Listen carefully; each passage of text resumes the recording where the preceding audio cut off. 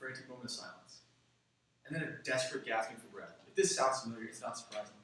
This is what's happening to thousands and thousands of people in homes across the country and across the world. Not only is it a sign of annoying snoring that will bother you and your partner, but more importantly, it could be the sign of a telltale symptom for obstructive sleep apnea, otherwise known as the midnight strangler among sleep specialists. OSA was originally thought to be a rare disease that afflicted only the obese and the elderly, but now epidemiologists have shown that it in fact affects a much wider cohort and a much wider cross-section of people than originally thought.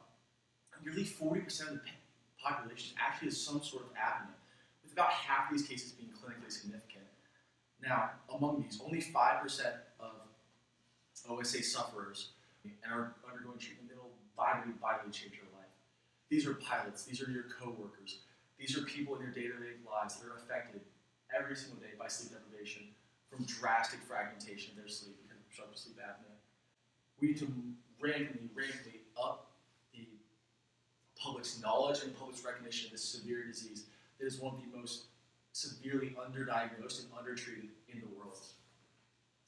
Now, to characterize what apnea actually is, apnea literally means a brief cessation of breathing that's caused by the collapse of the upper airway of the throat, where airflow to a sleeper is severely impeded for up to 30 seconds or more. This blocks the intake of oxygen as the upper airway relaxes and blocks up the respiratory tract. This means that when the sleeper is not obtaining oxygen to their brain, they're also building up CO2 in their blood. And the diaphragm muscles are straining and straining until they breathe gasping for air as the sleeper barely wakes up and regains muscle tone in their throat to open up the airway. While these apneic events are seemingly so obvious, as the sleeper has to wake up in order to remedy them, in order to stop suffocating, they're only seen objectively and not subjectively by the sleeper. This can lead to hundreds or so of microarousals every night, leading to severe sleep fragmentation in the sufferer. However, until modern treatments were invented, the only way to truly address this was through a tracheostomy, where you could further bypass the blockage and enable the sufferer to breathe. However, now with modern treatments, we see much more meaningful methods and applicable and less intrusive ways to address this severe complication. Treatment for sleep apnea is fairly simple. The diagnoses do not come nearly as much as they should. As I mentioned before, while epidemiologists have characterized sleep apnea as multi-generational and across everyone, leading from an underweight adolescent to a collegiate athlete to an elderly male, there are certain risk factors that predispose someone to obstructive sleep apnea. The first and foremost of those is obesity. Pretty much, if you have excess tissue pressing down on your respiratory tract, this could lead to potential blockage. Also, gender. Males tend to have a 2 times higher prevalence than females to have OSA. Airway physiology. You can imagine if you have a shorter jaw or a larger tongue, these will both lead to more obstructions in your upper airway tract. And behaviorally, if you can constantly consume alcohol before bed, this is a muscle relaxant, and so your upper airway will lose tone and shift backwards, blocking the throat. Also, back sleeping, we see the same effect. And one of the remedies for this is actual positional therapy, which I'll get into later. Now, one of the ways this is diagnosed is only through objective means, such as going to a sleep laboratory and having sleep specialists survey what's called your apnea/hypopnea index, where they take the number of microarousals per night related to OSA and divide it by the number of hours sleeping. Basically, what we see is a spectrum of how severe OSA can be, ranging from 5 to 15 microarousals per hour up to 30 or more. So you can imagine the kind of sleep deprivation and sleep fragmentation that these individuals are undergoing. Now, when we say this is a cycle that kills, it truly is a cycle that kills. Not only daily, but over a lifetime. First and foremost, if we see this cycle ongoing night after night, you have sleep onset. Along with this, we've decreased upper airway muscle tone, which leads to these apneic events. So your body and your brain are undergoing periods of hypoxia and elevated CO2, and this increases the ventilatory effort and puts great strain on your cardiovascular system. And so what happens, right before you start actually suffocating, your brain wakes you up. And these are our microarousals. And then, once the obstruction is relieved, you fall right back into sleep. This could happen over 10 seconds, it could happen over 30 seconds, it could happen over a minute. And this is to temporarily relieve the hypoxia and reduce your CO2 levels. However, once you resume sleep, the same cycle keeps happening and happening and happening.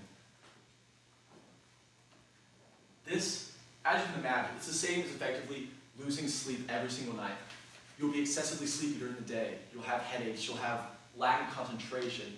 And you'll most of the time wake up more tired than before. And this is what sleep apnea sufferers see on a day-to-day basis. However, over a lifetime, what can the consequences of this be? Unfortunately, because of the high cardiovascular strain that is happening in these hypoxic events, there actually is a much higher prevalence of hypertension and cardiovascular diseases in people with obstructive sleep apnea. Furthermore, this leads to long-term mood instability. So people are extremely irritable, they're depressed, because they're not getting adequate sleep every night. And actually, it is shown to correlate with increased morbidity too. So this is truly a life-threatening disease that is extremely underdiagnosed and underrepresented. But don't worry, there are options. First off, non-surgical. This is what we look for first in any undergoing treatment. Primary, weight loss. You reduce your weight, you reduce the you reduce the tissue pressing down your respiratory tract. Another one, as I mentioned before, positional therapy. They'll put these blockades on people's backs so they can't roll over onto their back, and their palate will presumably fall back and block their upper airway much less. This is a very non-invasive, very easy solution. It can be done with pillows or done against a wall. CPAP therapy. This is the most prevalent and presumably the most effective treatment for people who it does work for. It does have a high learning curve in order to adjust for the pressure, because what CPAP stands for is the continuous positive airway pressure, where there is constant air blowing into an OSA patient's nose in order to treat them, because this keeps their upper airway open for the majority of the night and presumably reduces occurrences of sleep apnea. There are also oral appliances that you can put in and wear each night that will move your jaw forward and hopefully open that airway so more air can flow in. There are also much more invasive surgical means, such as I mentioned the tracheostomy, which is kind of the original treatment to bypass the obstructed airway.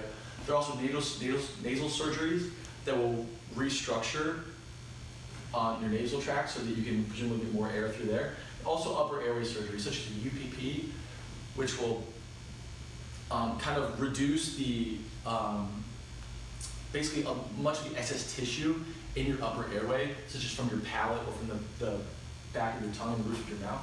Or also TNAs, tonsillectomy and adenoidectomy, which is commonly seen as, if these are enlarged, this will further preclude your respiratory tract. Along with sleepiness and fatigue, OSA can cause significant physiological and psychological distress. OSA is a treatable disorder, and with proper diagnosis and treatment, many patients do see complete resolution of their symptoms. However, if left untreated, this deadly cycle can repeat night after night with systemic consequences because of the high stress in your cardiovascular system, sleep patterns, and emotional health.